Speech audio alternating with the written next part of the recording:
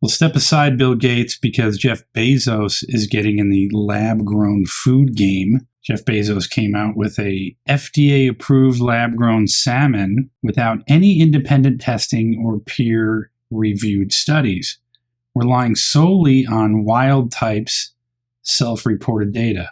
Wild Type is the name of the company.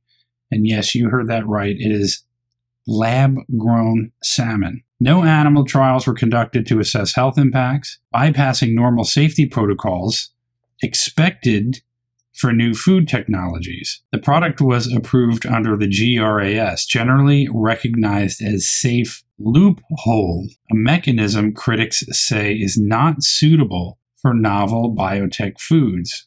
How convenient. Details about chemical additives, nutrient cocktails, and growth factors like FGF2, which may pose long-term health risks, were not publicly disclosed. The FDA's regulatory decision lacked transparency, sparking concern that public health oversight is being outsourced to private corporations. This has been a criticism for quite some time. Why are private corporations involved in something that the government should be paying attention to? Unlike lab-grown meat, which shares oversight with the USDA, lab-grown seafood is solely regulated by the FDA, leaving critical gaps in food safety governance. Critics argue that the FDA's move sets a dangerous precedent, allowing experimental foods into the market with minimal scientific scrutiny. States like Florida and Alabama are already pushing back, proposing or passing laws banning the sale of lab-grown meats and potentially extending those to seafood. I don't know why you would automatically do that. Environmental claims made by Wild Type remain unverified, with studies showing lab-grown proteins that may require more energy and emit more CO2 than traditional meats.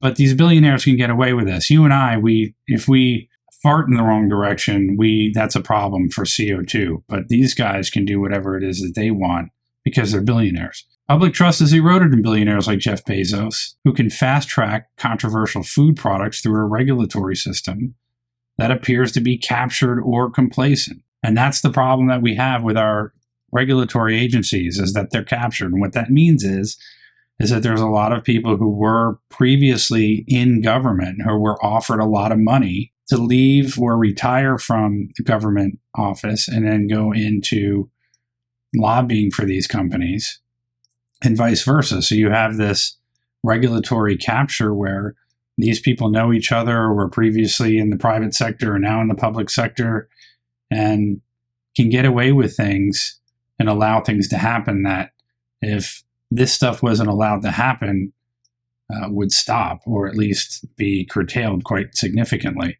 Let me know what you think. Would you go out for dinner to have some sushi and get some lab-grown seafood? I wouldn't, and I certainly hope that this gets stopped, but let me know what you think.